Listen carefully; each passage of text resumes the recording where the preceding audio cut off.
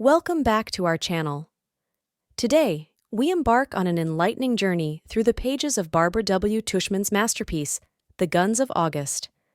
Join us as we explore the depths of this captivating historical narrative. Barbara W. Tuchman's The Guns of August stands as a monumental work in the realm of historical literature, offering a gripping account of the tumultuous onset of World War I. With meticulous research and a compelling narrative style, Tuchman paints a vivid portrait of the political, military, and diplomatic complexities that engulfed Europe in the summer of 1914. At the heart of the narrative lies Tuchman's examination of the events leading up to the outbreak of war.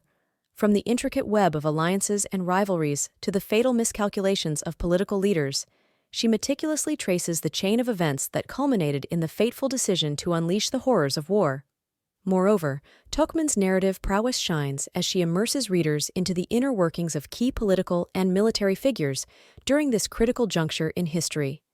Through her vivid descriptions and insightful analysis, she brings to life the personalities and motivations driving the actions of those who shaped the course of history.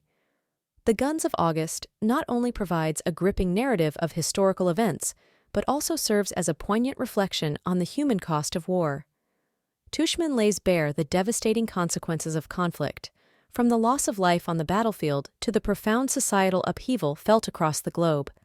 In conclusion, Barbara W. Tuchman's The Guns of August is a timeless testament to the power of historical storytelling.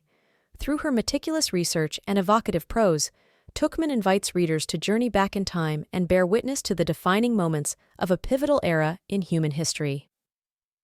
Thank you for joining us on this exploration of The Guns of August. Be sure to like, share, and subscribe for more captivating content on historical literature. Until next time, happy reading.